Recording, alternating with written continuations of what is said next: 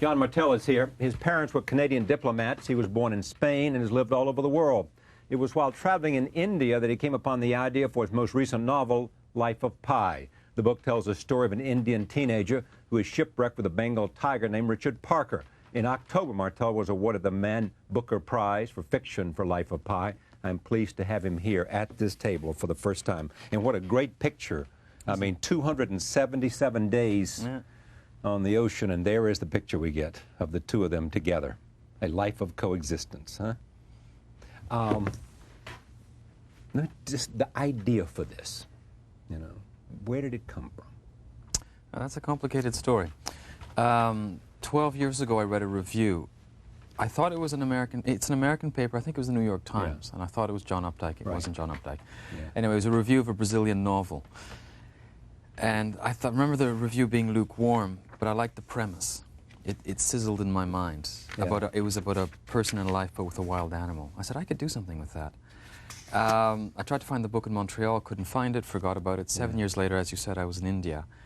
And India is a place with a lot of animals and a lot of religions. And those two came together for me, that curious mixture of zoology and theology. So I decided to tell my own story with that premise. But did somebody come up to you and say, tell a story about God? No, there's a lot. Yeah, in the author's note, I say, I have a story that will make you believe in God. No, what happened is I met this wonderfully ecumenical Hindu, an old gentleman who had that. Hindus at their best are open to anything that works spiritually. If they meet Jesus Christ, they'll welcome him the way they'd welcome Vishnu or Krishna. So I met this wonderfully ecumenical Hindu gentleman who struck me precisely because of his great openness to all matters spiritual. And so, but the line is mine, but there's something about his demeanor that made me think of that, of having stories that make people believe in God. So you have this story of a tiger and a young man on a boat. You're in India, you know. Did it come to you in a rush of what you had to do? Yeah, it was one of those wonderful instances where the whole novel came together and I had this grand vision of it. And then the next 4 years I spent putting on paper that vision that I had. In about an hour, I'd say. I was in Munnar, which is a hill station near Bombay. And as I said, everything came together. The two stories, the many animals. It took me a little while to get to the tiger. Initially, the tiger was going to be an elephant, but that was too comical. Yeah. And then I thought of a rhinoceros. And for the longest time, it was going to be a rhinoceros. And the problem with that is that rhinos are herbivores. They only eat grass. And I couldn't see how I could have a herbivore survive 227 days at sea. So I finally switched to a carnivore. But every other detail fell into place, every other detail of the novel. But you spent 2 years researching it. I mean, Well, I did research on religion. I read the foundational texts of Hinduism, Christianity, and Islam. We should mention that Pi practices 3 religions. He's a practicing Muslim, Hindu, and Christian. So I read the foundational texts. He loves God in all forms. Exactly. So I read the foundational texts. I read secondary texts about the religions. I read on zoo biology, animal psychology, castaway stories. But, you know, I took 2 years in part because it's so interesting doing that kind of research. You studied animals. You studied the animal kingdom. Yeah. You went to zoos all over India. Yeah, exactly. I did practical research in India for 6 months, going not only to zoos but also temples, mosques, churches, soaking up Indianness. The religious stuff. Why is that so crucial here? Well, because I chose to make it crucial. I wanted to look at religion. My background is completely secular. But it left me at one point dissatisfied, in part because any secular ideology doesn't leave you any tools, really, to deal with evil. Karl Marx has nothing to say about evil, about how to live with evil, nor does Adam Smith. Shakespeare never saved a soul. I was looking for something that would give me a perspective on evil. So I thought I'd look at religion. What does religion have to offer? What does faith have to offer? And I didn't want to look at it from one single perspective, which is why I have Pi practice 3 religions. I wanted to relativize organized religion, get to the core of these religions, which is faith. And also it allowed me to introduce an element of humor, which isn't very frequent in matters of religion. In this introductory note, you say it's a novel in which will make you believe in God or ask yourself, why not? But the ending, which I can't disclose here because it'll ruin it for people who are going to read it, doesn't necessarily have that conclusion about God, or asking yourself why you don't. Yeah. I mean, you've thought about this before. Oh yes. One of the things I liked about my own novel was this idea of throwing this great gauntlet down of I have a story that'll make you believe in God. Or ask yourself, why not? Yeah, but then spend the vast majority of the novel not talking about religion at all. Right. In the whole Pacific segment, Pi occasionally describes certain religious ceremonies, you know, praying towards Mecca, not knowing where Mecca is, celebrating Mass without consecrated hosts. But there's no talk of religion. And then suddenly at the very end, when there's this whenever a ship sinks, it's like when a plane crashes, there's an investigation. Right. So Pi is interrogated by 2 Japanese interrogators, and they don't believe his story. Right. So maybe, wait, should I reveal too much Yeah, here? I know. Let's don't, because I mean, okay. basically Pi has to reveal a story, and so he has to have an alternative story. Yes. And so either you'll believe his story, or you can try this one. Exactly. And one is much more believable than the other. Right. And the point of that is that there is a theological dimension to storytelling. All religions tell stories, which is interesting. It's not like all religions, like countries have constitutions. There's no narration. Right. There's no narration to constitutions. Religions have stories. Have stories. And why is that? Why aren't they just simple, why isn't all religion just 10 Commandments? No, there's a lot more to that. There are That's stories. a great question. What's the answer? Well, I think it is because stories involve imagination.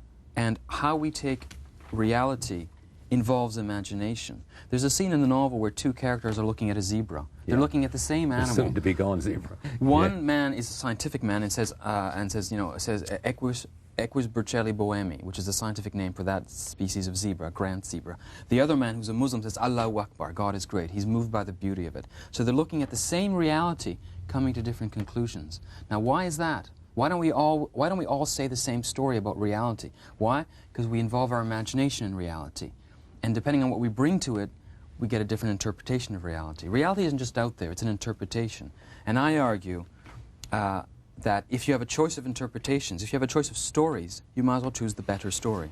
What is it you think about this book that so resonates with critics? A simple story. I think in a sense it's the oddity of it. It's this mixture of theology and religion, which is kind of odd. Also, it's a grand adventure story. Yeah. Story of survival, a story of endurance, a story of pain, a story of relationships. But at the same, and so it seems fairly simple, a straightforward adventure story, and yet you realize at the end, oh, there's a lot more depth here than I realized. Yeah. And one thing that I've liked, the most flattering thing I think you can say of a book, is, I finished it, and then I immediately started rereading it. And I've had a number of people who said that they finished it and they immediately started rereading part 1. Yeah. Because they suddenly realize, oh, there's a lot more here than I realized. Without it being a tricky novel. I mean, this is another thing, too, is that I think one of the reasons it was such a popular Booker winner is that while being, in some levels, very complex, it's very, very simple. It's a very accessible novel. Well, you have made statements in a number of instances in which you said that's the way you want to write. Yeah. You're not interested in being dense. And No. you even suggest there's some writers that we all know who you think are difficult to comprehend and therefore not very attractive to you. Yeah, I mean, I like sometimes complex books. I mean, one of my favorite books is Dante's Inferno. Yeah. The Divine Comedy is extraordinary. But in my own style, yes, I like simplicity. I think you can go deep with simplicity. To be honest, it could also be a reflection of my limitations, too. Well, no, but there's nothing more simple than a tiger and a 16-year-old kid, Indian boy on a boat. It's precisely limits that can sometimes release us. By being limited, that we're forced to try to get beyond those borders. There's that great line, is it Chris Christopherson, freedom is nothing else to do. That is Chris Christopherson, yes. Yeah, nothing else to do. It's from Leibniz, actually, originally. But so if you're it's limited... From whom? I've known Leibniz. Is that right? Yeah, Chris Christopherson was a Rhodes Scholar. I knew that, yeah. And he studied Leibniz, and anyway. His favorite poet was Blake. Yeah, it's precisely by being limited, I think, that it forces us to try to escape those limitations. You have said that you only have 2 books in you. Did you really mean that? Well, I had 3 when I started Pi. I don't believe in art as a career. I mean... You don't? Well, it's not a career. I mean, you have to be inspired. And you can't be inspired on command.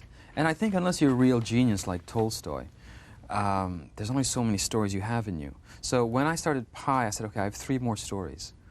Oddly enough, they all deal with animals. I'm sure I'll be pigeonholed as the guy who writes... Well, you just said that the next one about evil is going to be about animals. Yeah, and the one after that, too. What's the one after that about? Well, that's too complicated. But the animal in question is a chimp. 3 chimps, 3 chimpanzees. Now, what is this thing you have about animals? Well, I don't have anything for animals, actually. They just... suit my purpose. I mean, for example, in this novel, they're real animals, right? Richard Right. Parker's a Right. real tiger. They're all... Richard Parker's the tiger's name. Yeah, sorry, the tiger.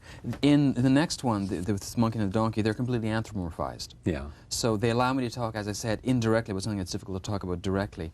In the third one, I'm looking at the nature of Christianity. I'm more specifically zeroing on Christianity, the nature of Christ, and I'm using a chimpanzee as a means of investigating the nature of Christ, the Christ event. Yeah. Pi says that the animals are, you should make this point, Pi's parents have a zoo. Yeah, they're zookeepers in They're Pondicherry, zookeepers in India. In Pondicherry. Yeah. And Pi says that all the animals are an extension of the family. I mean, he has a great reverence for them. Yeah. Well, as I said, we're relational animals. The more you know about an animal, just as the more you know about someone, the more you understand them. And I mean, zoos have a tough job because it's politically incorrect to like zoos, which is a real pity because people tend to go to zoos and just say, oh, aren't they pretty? Just look at the color of the giraffes. And if you know a bit more about the behavior, if you go at sunrise or at sunset when they really are more active, it's fascinating to watch them. You can really watch an animal for a full hour and just interested in what it does, how it's related Well, to did its you do that environment. about the tiger? I mean, is that part of what Yeah, you yeah. did to get a feeling for I did Richard Parker? I did a lot of research in India and just theoretical research, reading books and then going to zoos and Just observing. standing there and watching. Yeah, exactly. And what did you see about the tiger? Well, fundamentally, I think animals are mystery with a capital M. Yeah. And I think that's why we tend to project so much on animals, because we look at something and we see it's alive, it's animate, it obviously has some form of consciousness, but it's not like us, and that's very puzzling. And because it's puzzling, we project onto it to sort of map over that mystery. But fundamentally, if we strip away at anthropomorphizing, at the anthropomorphism of animals, if we strip that away and just look at what we see, I think we're puzzled. We see mystery, and that frightens us. Writing was not easy or automatic for you. I mean, you had some tough times before you... Yeah, I got to Pi. Well, that's Got why I to Pi. said I don't think of life as art as a career. I wrote 2 other books that did well critically, Right. but didn't meet their readers. Didn't meet their readers, that's a nice term. They Yeah. never met their reader. Yeah, and then when I just was in sat India, when I was in India, I meant to work on another novel. In fact, the one that I mentioned, this Portuguese Right. novel, and it just didn't come alive in my mind. And so I was desperately looking for a story. And when I say story, I don't just mean story with a small s, I mean with a capital S. Some sort of, as I said, religion has a theological, I mean, storytelling has a theological dimension. I was looking for a story that would somehow make sense of the circumstances I was in. Somebody's going to be listening to this. I mean, this is a book that won the Booker Prize, so obviously some serious people think it's a great book, and it's selling well, so some readers think it's a good read. There are people who are going to listen to this story, and when I show them this, I'm going to say, 277 days at sea. That's a long time. The Old Man in the Sea was, what, 3 days? Well, I can't remember, Something, but- about 3 days, I think. Okay, this is they're going to say, what can happen to compel my attention? And the critics make this point, too. It's just when they think you're getting too into it, and all of a sudden it becomes, there's a humor to it, you know. Give me a sense of what it is you are able to do in this relationship that's so compelling. Well, listen, the interesting thing about castaway stories is that despite the fact that they take place in the great open seas, in fact, they're domestic dramas. I mean, you're confined to a small space. Right. So it's a domestic drama. It's nearly a bourgeois drama, Yeah. the castaway story. So just as there's much to do in a house, in a relationship, there's much to do in a castaway, in your little lifeboat. So there's many details of 'Cause survival.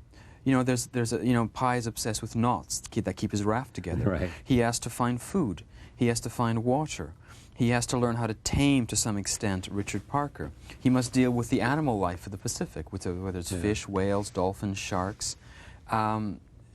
At one point I say that the sea is a city. Exactly. Now, it's true. With subway, with all kinds of things Yeah. passing and specks and... Yeah, the sea is a busy place. It's not this vast void of water. And so there's much dealing with the various things that can happen in the Pacific Ocean.